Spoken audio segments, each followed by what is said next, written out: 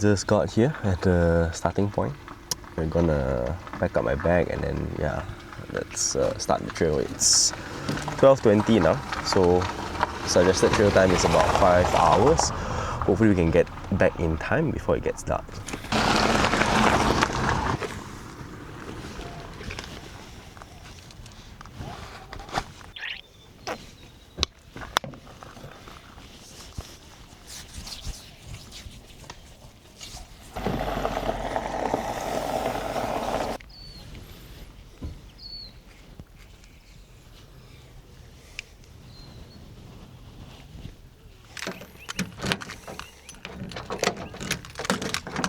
I think that's where we're headed.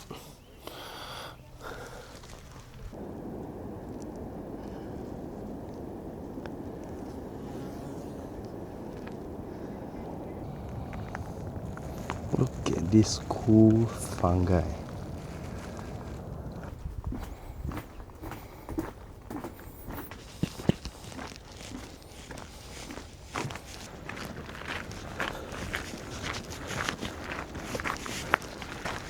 I'm about an hour and a half in, and we just got here to this beautiful spot. And you can see that waterfall just right there.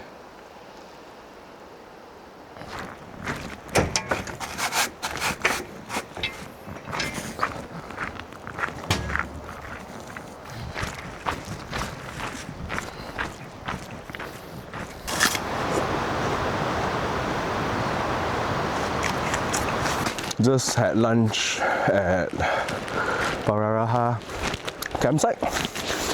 Spoke to a couple of locals over here. They said that, you know, probably gonna take another 2-3 hours before we get back to the Whatipū campsite. So yeah,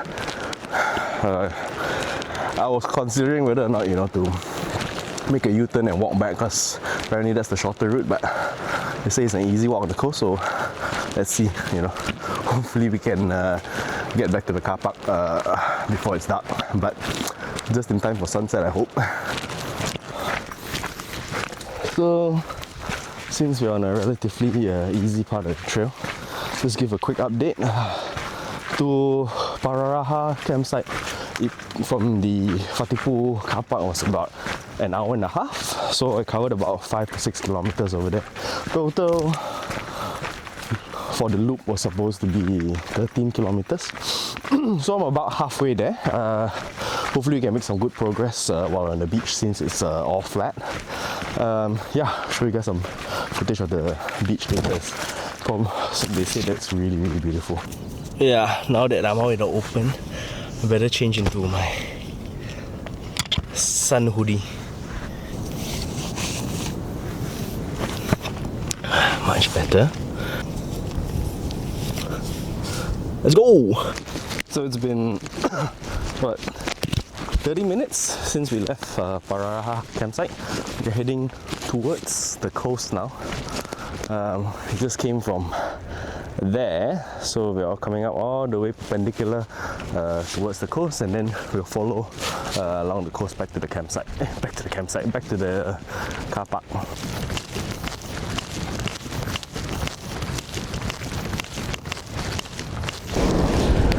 We're now on the coast. It's a bit windy over here, but check out that rock over there. So cool.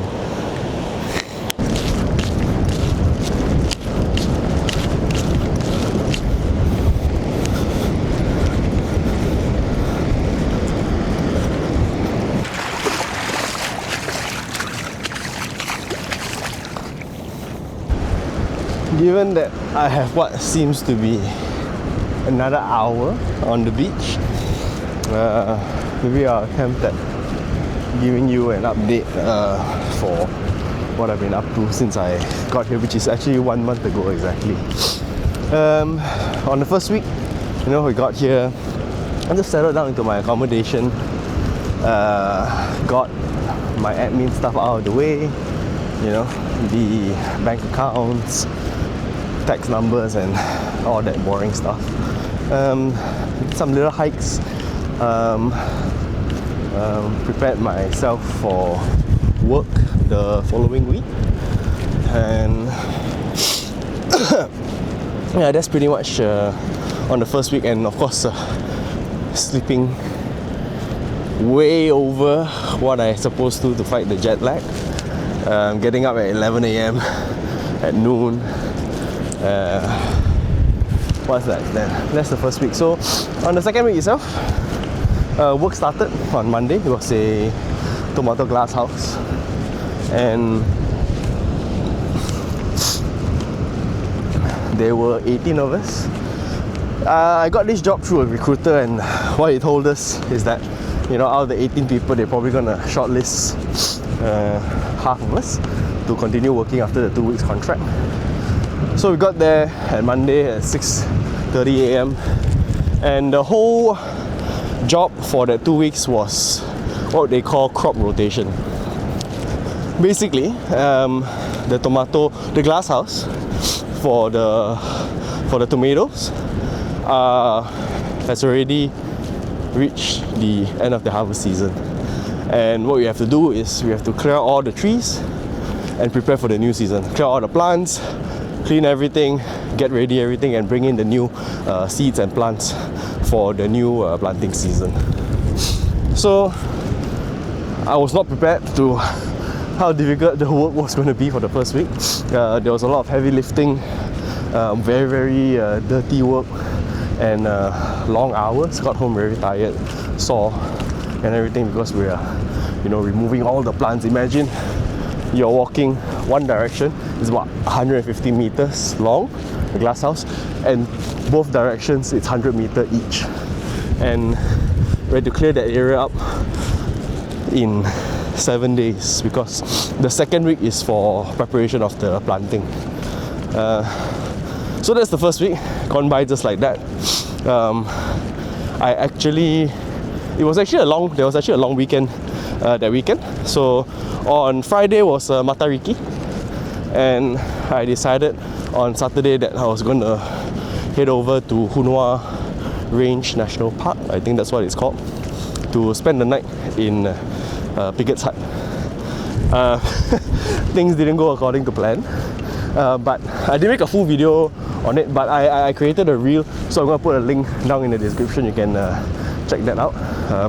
Long story short, I didn't end up at the hut that I was intended to, because I took the wrong route, and I had to settle down to another hut which was a lot colder than because there wasn't any door at that hut. Yeah. Anyways, you can check out the short reel below. Then that's the second week. Third week was slightly easier because everything's cleaned up already. We power wash all the trays for the planting, and the new plants arrived. And by the end of the week, I managed to speak to the manager of the plant, because my recruiter didn't have answers. And to nobody's surprise, they are not shortlisting anybody. So everybody that joined on all 18 of us are not getting a job. So I half expected this, and I started applying for jobs on the midweek, probably about Tuesday or Wednesday. Had no luck with applying jobs. Everywhere seems to be looking for people with experience, or there's just not much job on the market right now. It's very normal for a time during winter, because peak season for harvesting fruits are usually spring and summer. And you're probably wondering, you know, why don't you work somewhere else, Sean? Yeah. Reason being is that for Malaysians, our visa is valid for only 6 months, and in order to get a 3-month extension, you have to work in horticulture or viticulture, which is, horticulture is anything related to vegetables or fruits, and viticulture is related to wine. And you need a minimum of 12 pay slips, which is working in those industries for 3 months, in order to be qualified for a 3 months extension. So yeah, that's why I need it. Anyways, thankfully, one of my housemates heard that his friend was leaving a vegetable farm. So I immediately contacted the person and got an interview the following week, which was very timely because my last day of work ended on Monday and following Tuesday was the interview. So went for the interview. I was warned by my friend that the work is incredibly hard and the hours are long. It definitely lived up to the expectations. I started work immediately the next day, and work starts at 7 a.m, which is very, very early because I live about 40 minutes away. It was just 9 hours of back-breaking work, you know. Imagine just bending down, you know. Imagine just bending down like this and then just cutting your siu bak choy, your kai lan, your choy sam, you know, you're pulling out your radishes, your daikons, you're plucking your broccolinis with the tractor following behind you, and you have to keep up with everybody that's been working over there for the past 4 to 5 months. Well, but you know, beggars can't be choosers. I go back every day incredibly sore and tired, have my dinner, and then I head to bed. But thankfully, this weekend we're not working, so it's usually a 6-day work week, but there was no work yesterday, and also so I managed to get some rest. And today on Sunday, the weather forecast was great, so yeah, here I am, you know. Well, I guess that's my 1 month update.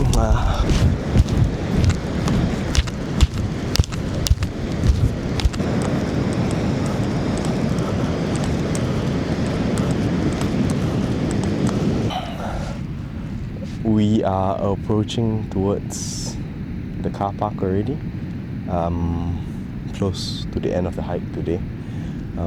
Sun is setting really nicely and sky slowly turning into a light pink on the clouds.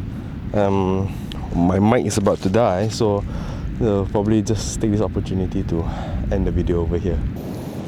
Okay, I was wrong. Yeah, it was another 45 more minutes. But the parking is over there. Yeah, so I can officially say, yeah, we're done. But yeah, great timing to end at the golden hour.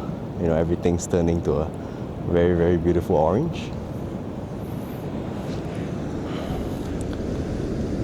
And yeah, that's it. See you guys in the next one. Bye.